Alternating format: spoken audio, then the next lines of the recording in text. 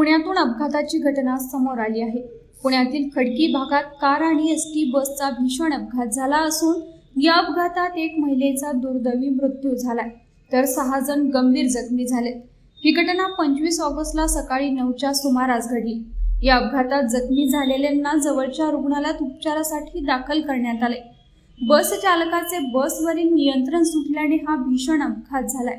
ST बसमधून 12 जण प्रवास करत होते तर कारमधून 7 जण प्रवास करत होते।